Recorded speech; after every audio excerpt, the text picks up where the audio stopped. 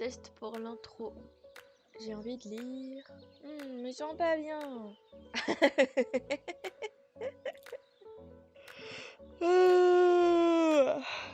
Attends, il faut que je te raconte. Non mais je suis pas sûre. Non, c'est vrai? Attends, il faut que je te raconte le dernier bouquin que j'ai lu. Oui! C'est bon, je suis bien en place dans tes oreilles? J'ai envie de te raconter des trucs. Aloha et bienvenue dans cette toute nouvelle chronique où aujourd'hui je vais vous parler d'un livre qui s'intitule L'inspiration des best-sellers. Il s'agit d'un roman, c'est un thriller écrit par Anthony Lamacchia. Merci à toi Anthony pour ce service presse et pour ta confiance et place maintenant à mon retour de ressenti sur cet ouvrage. L'histoire nous parle de la naissance d'un écrivain depuis le début où il a pas trop d'idées et puis au fur et à mesure il écrit et quand nous on arrive à la fin, lui aussi est arrivé à la fin de son ouvrage.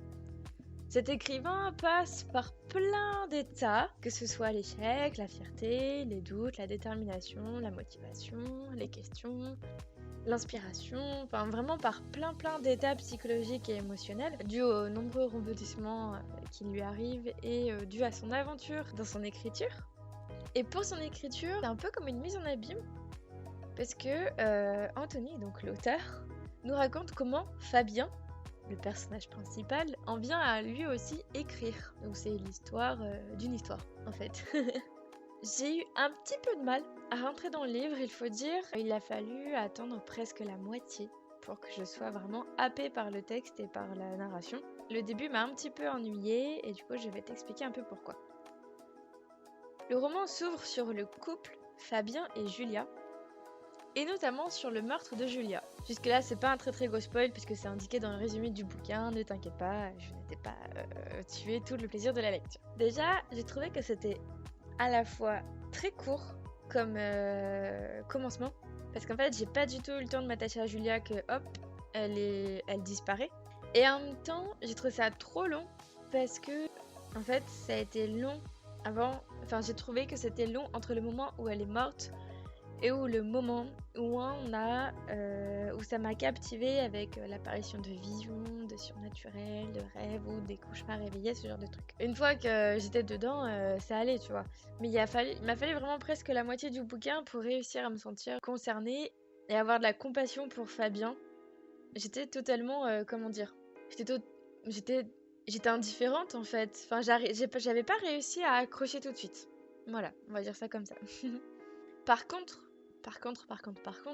une fois que j'étais dedans, une fois que j'ai réussi à me sentir totalement obnubilée par le récit, une fois que j'arrivais à comprendre les motivations de Fabien et à me dire qu'en fait, il ne veut pas seulement écrire, il me veut aussi comprendre pourquoi sa femme est morte et tout le lien qu'il y a entre son meurtre et son écriture. Là, je n'en dis pas plus, sinon je risque de te spoiler. À partir de ce moment-là, j'ai complètement dévoré le bouquin, mais alors un truc de fou. Enfin, c'est pas du tout ça. Mais par exemple, s'il m'a fallu peut-être 2 jours pour dévorer la première moitié, il m'en a fallu une demi-journée pour dévorer la deuxième moitié en fait.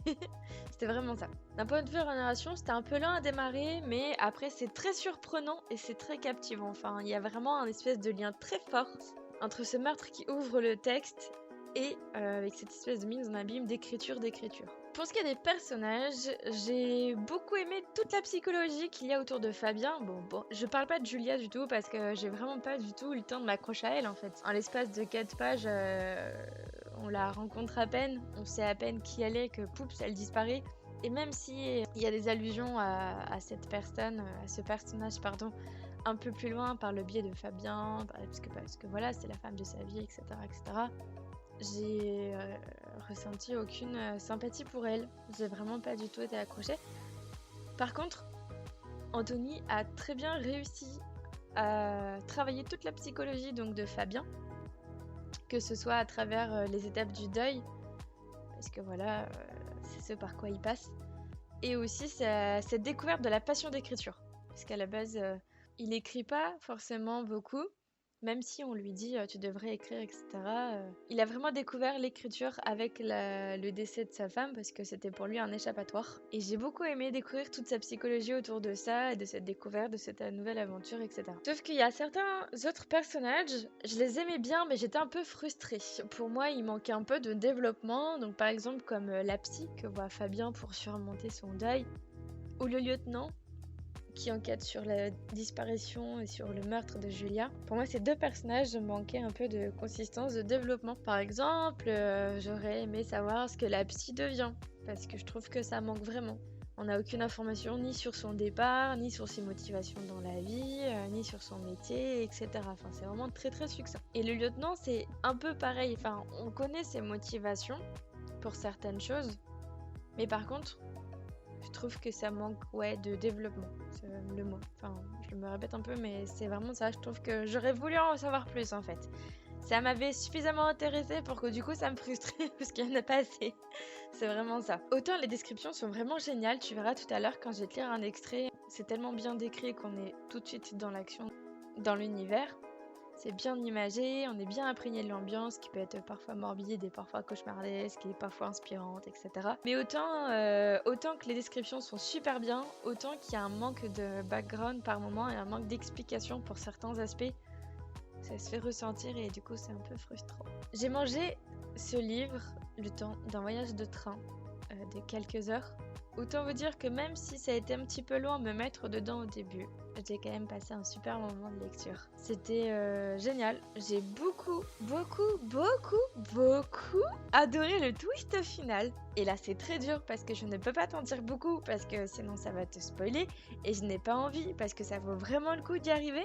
Et j'en arrive même à me dire qu'en fait ce twist final il est tellement trop cool, tellement ouf, tellement surprenant, tellement ouf, tellement génial que ça a réussi à me faire dire qu'en fait, même si j'ai mis un peu de temps à me mettre dans le récit au début du texte, c'est pas grave, parce que ça valait vachement le coup.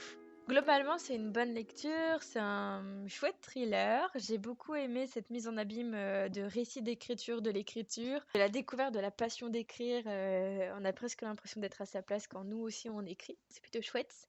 Après, il y a quelques, du coup, longueurs au début, quelques manques d'explications par moment, donc c'est pas grave. En soi, ça vaut le coup quand on arrive à la toute fin. C'est vraiment la toute fin qui fait toutes les choses, je trouve. Je vais maintenant te lire le début du chapitre 1 et je vais te laisser juste après. Donc, je te fais plein de poteaux et je te dis à la semaine prochaine.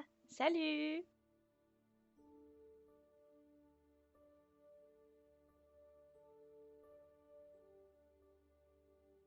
Fabien Dumur réajusta le cadre avant de reculer au milieu du séjour et contempler la photo accrochée au mur.